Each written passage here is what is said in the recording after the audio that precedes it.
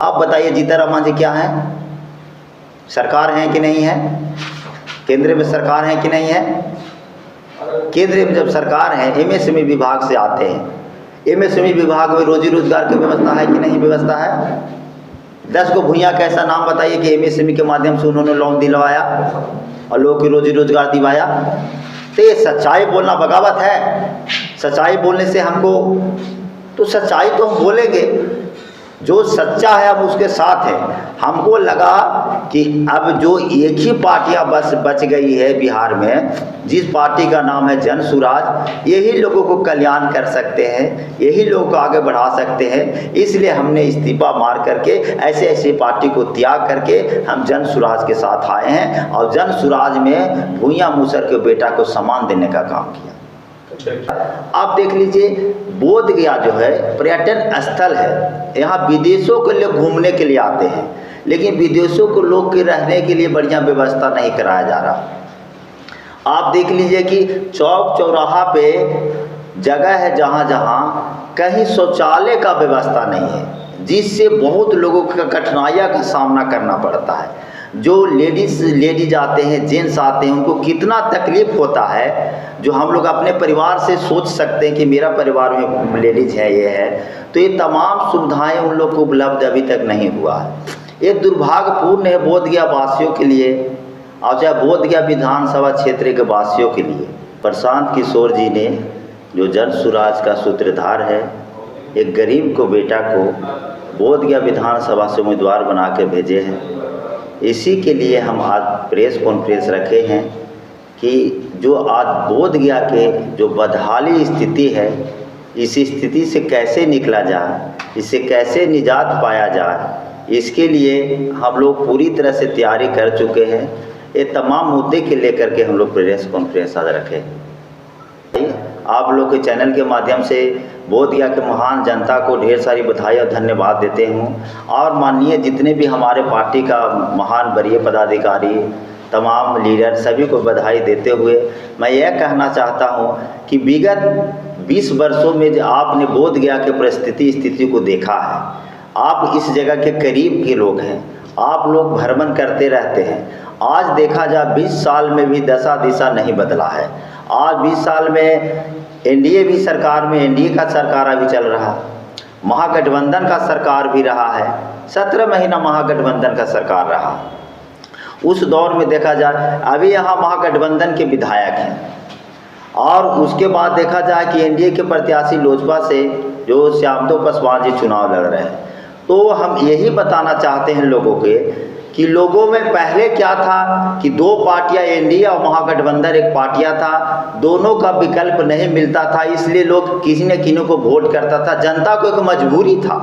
लेकिन इस बार जन सुराज पार्टी प्रशांत किशोर जी आ करके जो हम लोगों को जो दुख के कारण बताए हैं, 2 साल घूम घूम करके लोगों के बीच में जा करके लोगों को समस्या लेने के काम किए हैं। सबसे बड़ी समस्या लोगों को क्या है, बिहार वासियों को, जो पलायन, आज बिहार में रोजी रोजगार नहीं होने के कारण हम लोगों को ज़्यादातर लोग बाहर में काम करने जाते हैं। दिल्ली, मुंबई, लुधियाना, गुजरात, पंजाब, हरियाणा जाते हैं। बिहार के नाम पे जैसी चर्चा होता है, बिहार के नाम पे, बिहारियों के नाम पे लोग भद्दा गालियाँ देता है। लेकिन ये चीज़ों के प्रशांत किशोर जी ने बोला, जब मेरी सरकार बनेगी तो सबसे पहले पलायन हम रोकेंगे, यानी बिहार में रोजी रोजगार दिया जाएगा, बिहार में शिक्षा का व्यवस्था किया जाएगा, बिहार में तमाम सुख सुविधाएं दिया जाएगा। बिहार में हम सभी लोग जो आज गरीब गुरबा हैं, जो सभी लोग आहरा पर बसते हैं, पोखरा पे बसते हैं, पैन पे बसते हैं, सरकार में बड़ी बड़ी वादा किया, बड़ी बड़ी वादा करके आज वो सब है जो कि किताबों में है, कॉपी में लिखा हुआ है, पटल पे कहीं दिखने के लिए नहीं मिलता है।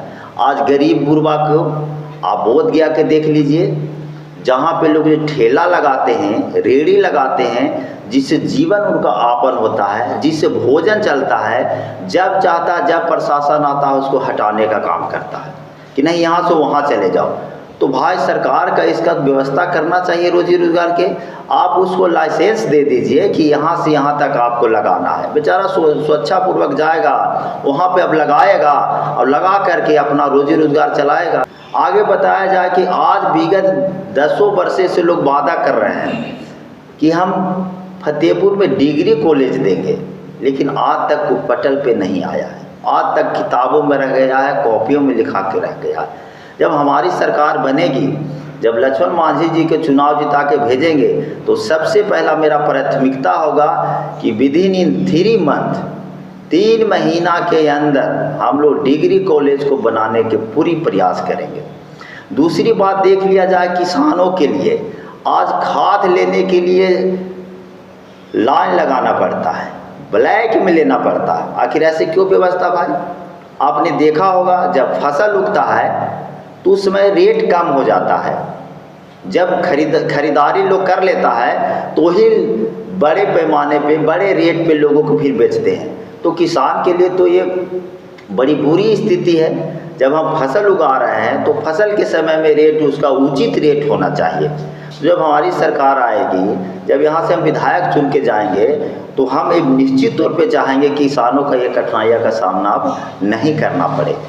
इसलिए तमाम मुद्दा को लेकर के हम लोग आए हैं, जो जनहित का मुद्दा है, जो गरीबों का मुद्दा है। सरकार आज भी वादा कर रहा है कि गरीबों को 5-5 डिसमिल जमीन देंगे, लेकिन आप सर्च करके देख सकते हैं कि कितना लोगों को मिला। डीएम साहब के पास आंकड़ा होगा, सरकार के पास आंकड़ा होगा, आंकड़ा ही जारी करें। हमारी उनसे ये मांग है। बोधगया के विधायक हैं जो विगत 10 वर्षों से हैं, उनके पास भी दलित समाज से ही आते हैं, वो दलित का दुख दर्द को तो समझते ही होंगे।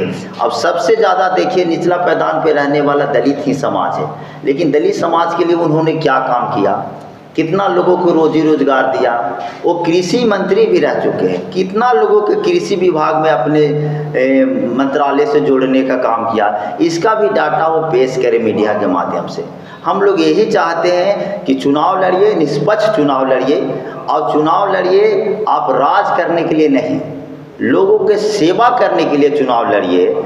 आपको लोग अगर चुनाव जिता के भेजता है तो लोगों की आप सेवा कीजिए, लोगों को मदद कीजिए, अथक प्रयास कीजिए लोगों को जनहित में काम आने के लिए। आज हम लोग को देखा जाए विगत 10-15 वर्षों से हम समाज में काम कर रहे हैं, चाहे मेडिकल का क्षेत्र हो, चाहे थाना हो। जो गरीब गुरबा का समस्या आता है, हम लोग को जहाँ तक बनता है वहाँ तक मदद करने की पूरी प्रयास करते हैं कि जहाँ तक हमको मदद बने कर पाएंगे।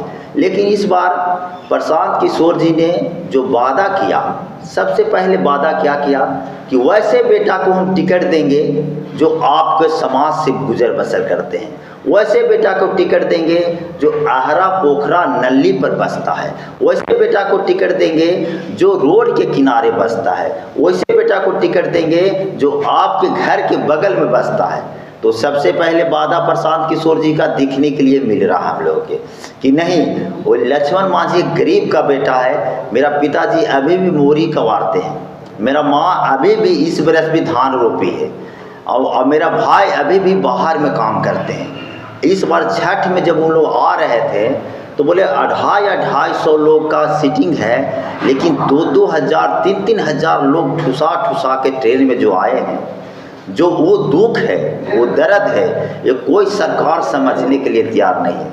अगर सिर्फ और सिर्फ समझने के लिए तैयार है तो उस व्यक्ति का नाम है प्रशांत किशोर जी।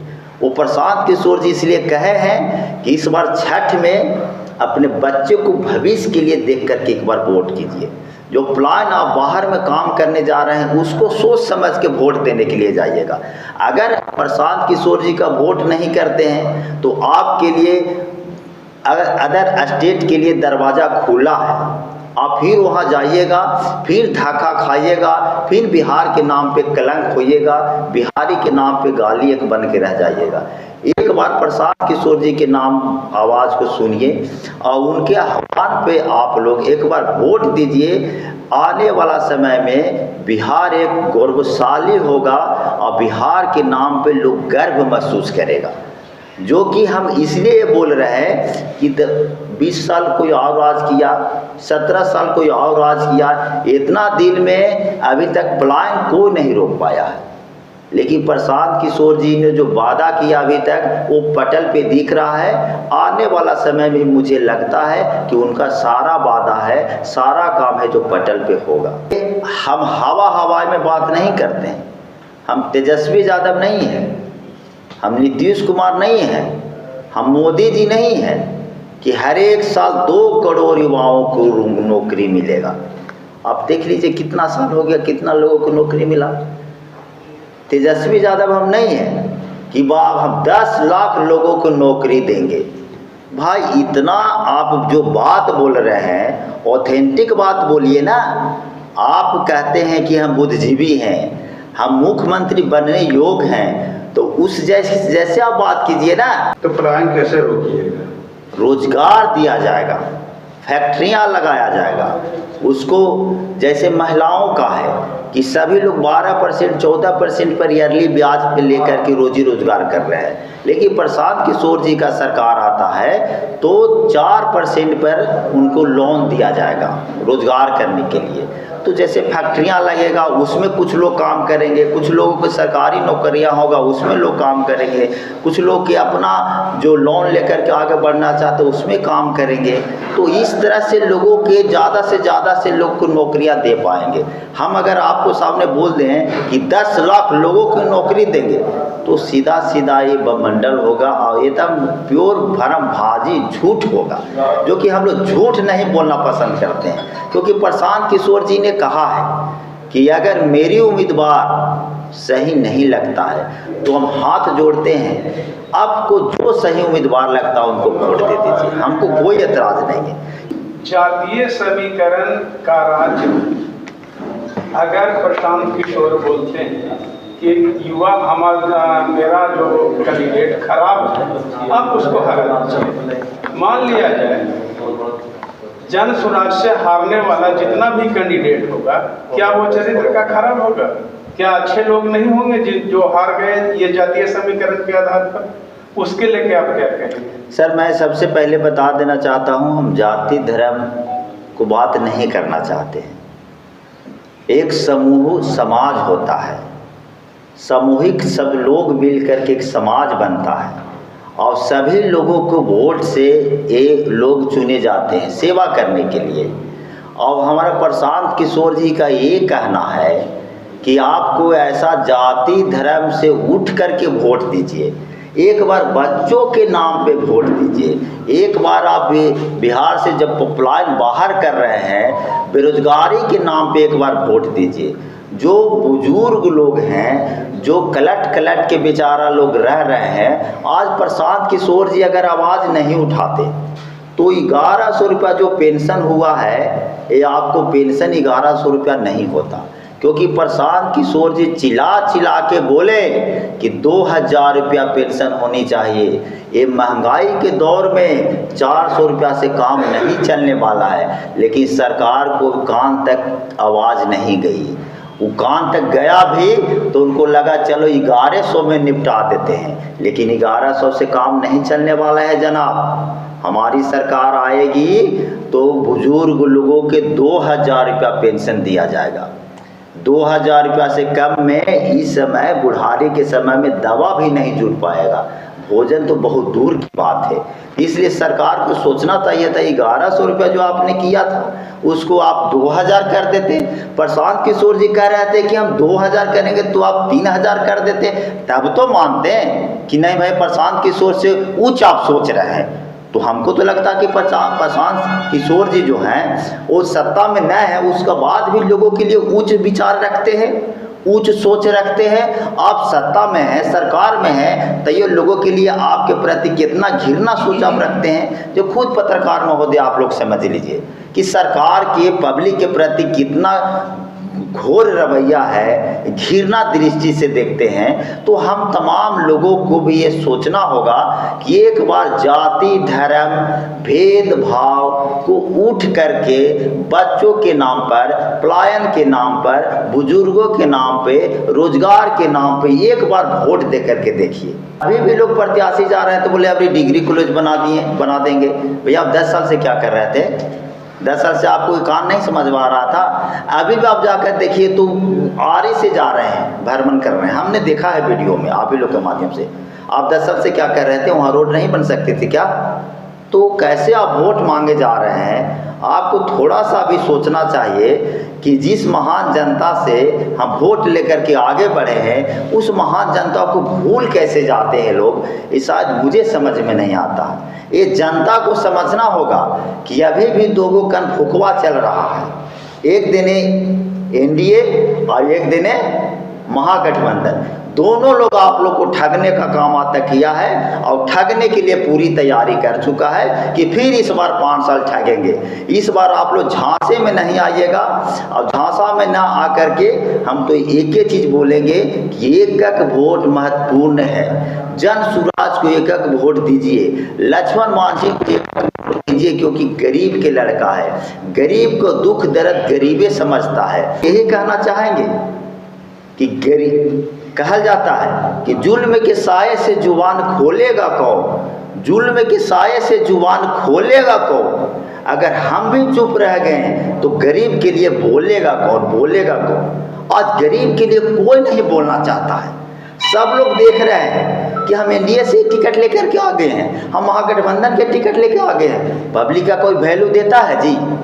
विधायक कोई वैल्यू देता है? कोई पब्लिक के वैल्यू नहीं देता है। सिर्फ और सिर्फ कहता है कि हम बड़ी बड़ी पार्टियां से टिकट लेकर के आ गए हैं, हम पार्टी के नाम पर चुनाव जीतते हैं। पब्लिक, हमको पब्लिक से कोई मतलब नहीं है। इसलिए पब्लिक लोग से हाथ जोड़ के अनुरोध करना चाहते हैं। देखिए, सबसे पहले बात जो आपने सवाल किया, नंदलाल मांझी जी हम पार्टी से इस्तीफा दे चुके हैं, 6 साल के लिए निष्कासित भी कर दिया गया है नंदलाल मांझी जी को। नंदलाल मांझी जी निर्दलीय चुनाव लड़ रहे हैं। आप लोग क्लियर हो जाइए, नंदलाल मांझी जी निर्दलीय चुनाव लड़ रहे हैं। वो अपने आप को जो भी दावा कर ले, वो पहले ये भी दावा कर रहे थे कि हम पार्टी से हमको टिकट मिल रहा है, लेकिन उनको टिकट नहीं मिला तो निर्दलीय चुनाव लड़ रहे हैं। अब निर्दलीय चुनाव लड़ रहे हैं तो आप लोग समझिए 102 सीट जदयू वाले लोगों को मिला है जो सरकार में है। जब 102 सीट जदयू सरकार में रहते हुए नहीं जीत सकते हैं तो निर्दलीय के कहीं कोई वजूद है? 1000-2000 वोट जो आदमी नहीं समझ पा रहा है वो लोग दे दे तो बहुत है। इसलिए नंदलाल मांझी तो कहीं चर्चे नहीं है, उनका कहाँ चर्चा होता है? ये तो आप लोग चर्चा कर रहे हैं, वो कहाँ प्रचार कर रहे हैं? अब देखा जाए नंदलाल मांझी को अगर खड़ा किया गया है तो कहीं ना कहीं ये एनडीए के लिए घातक है, क्योंकि कहीं ना कहीं चिराग पासवान के लिए घातक है। सबसे पहले मैं बता देना चाहता हूँ कि बिहार में पहला एक गरीब का बेटा लक्ष्मण मांझी है जो सच्चाई के लिए पूर्णतः रोड पर आकर के आवाज़ उठाया। 2 महीना लगातार हम न्याय यात्रा निकाले। जब हमारे जैसे गरीब का बेटा के लिए वैसे पार्टी में जगह नहीं है तो हमसे और लोग नीचे पैदान पे बसते हैं, जो अभी झोपड़ी में रहते हैं, जो अभी आहरा पोखरा पर रहते हैं, उनको क्या कदर होता है, ये समझने की बात है। हमने सच्चाई के लिए काम किया है, हमने सच्चाई के लिए विरोध किया है, हमने सरकार से लिए विरोध किया है।